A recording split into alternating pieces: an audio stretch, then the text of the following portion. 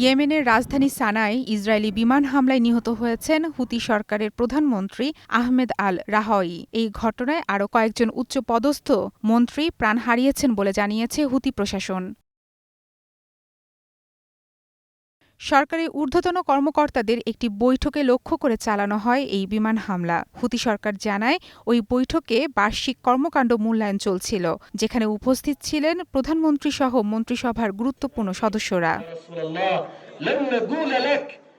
আহমেদ আল রাহাওয়ি বরাবরই পর্দার আড়ালের মানুষ ছিলেন। ১০ আগস্ট ২০২৪-এ হুতি নেতৃত্বাধীন ইয়েমেন সরকারের প্রধানমন্ত্রীর দায়িত্ব গ্রহণ করেন। জেনারেল পিপল কংগ্রেসের সদস্য আল রাহাওয়ি এর আগে সুপ্রিম পলিটিক্যাল কাউন্সিলের গুরুত্বপূর্ণ ভূমিকা পালন করেন।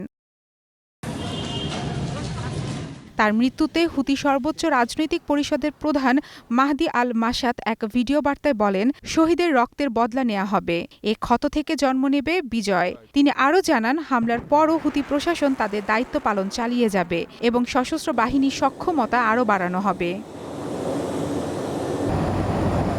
হামলার দায় স্বীকার করেছে ইসরায়েল। দেশটির প্রতিরক্ষা মন্ত্রী ইসরায়েল কাতজ জানায়, এটি ছিল হুতি নেতৃত্বের বিরুদ্ধে একটি পরিকল্পনামূলক হামলা। তিনি বলেন, হানিয়া, সিনাওয়ার কিংবা নাসরুল্লাহর মতো টার্গেট করে হুতি নেতৃত্বকে বিচ্ছিন্ন করে দেয়া হবে। ইসরায়েলি গণমাধ্যমের দাবি অনুযায়ী এই হামলায় হুতি মন্ত্রিসভার প্রায় ১৩ জন সদস্য নিহত হয়েছেন। তবে হুতিদের পক্ষ থেকে নিহতদের সংখ্যা আনুষ্ঠানিকভাবে জানানো হয়নি।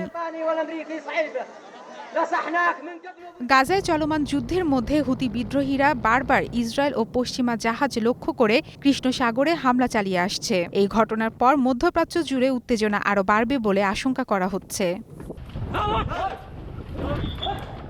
আগস্টে ইয়েমেনের এই হামলা ছিল ইসরায়েলের দ্বিতীয় বড় অভিযান। এর আগে ইসরায়েলি হামলায় ১০ জন নিহত ও ৯০ জন আহত হন। তখনও লক্ষ্য ছিল হুতি সামরিক ঘাঁটি ও প্রেসিডেন্সিয়াল প্যালেস।